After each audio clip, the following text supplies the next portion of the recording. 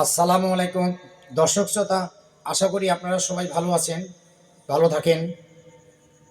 তো আপনাদের মাঝে আজকে যে কথাটা বলবো মনোযোগ দিয়ে শুনবেন। যদি ভালো লাগে লাইক শেয়ার সাবস্ক্রাইবার করে দিবেন ভাই।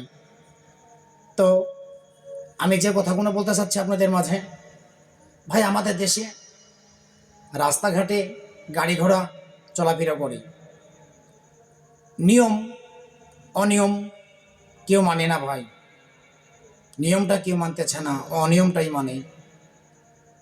তো অ্যাক্সিডেন্টটা হয় কিছু কিছু ভাই নতুন নতুন ড্রাইভার আছে যারে লাইসেন্সপত্রও নাই, গাড়ির কাগজপাতি আছে লাইসেন্স নাই, অনিয়মভাবে গাড়ি চালা, গাড়ি অ্যাক্সিডেন্ট করে দেওয়া ভাই।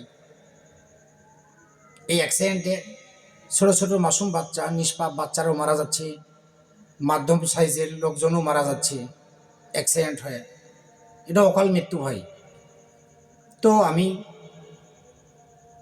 রাস্তাতে যারা থাকেন, সার্জেন্ট, ম্যাজিস্ট্রেট, এরা বসে থাকে রাস্তায় গাড়ি ধরার জন্য, দেশের নিয়মকানুন মানে রাখার জন্যই সার্জেন্ট থাকে, ম্যাজিস্ট্রেট থাকে।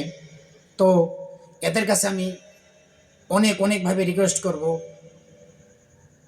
যারা রাস্তাতে থাকে, সার্জেন্ট, ম্যাজিস্ট্রেট, যে গাড়িতে গাড়ির কাগজপাতি ঠিক আছে, ড্রাইভিং নাই, এটা একদমই দেশের জন্য অন্যায়। এদেরকে প্রশ্রয় দেওয়া ঠিক না। যেখানে 20,000 টাকা জরিমানা করা হয়, সেখানে 50,000 টাকা জরিমানা করা হবে, তাও ড্রাইভিং লাইসেন্স ছাড়া এবং স্মার্ট কার্ড ছাড়া তারা যেন রাস্তাতে না আসতে পারে। এমন একটা কড়াকড়ি আইন করা দরকার ভাই। শত শত মানুষ অ্যাক্সিডেন্ট হয়ে মারা যাচ্ছে। কিছু অ্যাক্সিডেন্ট দুজনের জন্য হয়, কিছু অ্যাক্সিডেন্ট শুধু একার জন্যই হয়।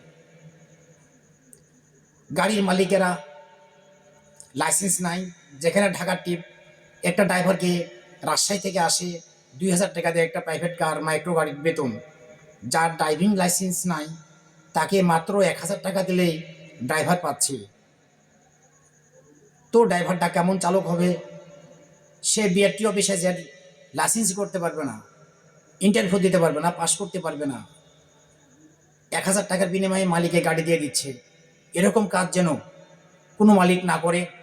এবং আমি সার্জেন্ট, ম্যাজিস্ট্রেট যারা রাস্তাতে থাকে গাড়ি ধরান, এদেরকে বিশেষভাবে অনুরোধ করে বলতেছি যে ভাই আপনারা এদেরকে ডবল জরিমানা করার ব্যবস্থা সরকার থেকে অনুমতি হওয়ার দরকার। যে লাইসেন্স ছাড়া কে কখনো রাস্তাতে যেন গাড়ি ধরতে না পারে, চালাতে যেতে না পারে। তো আপনাদের কাছে আবারও বলতেছি, যে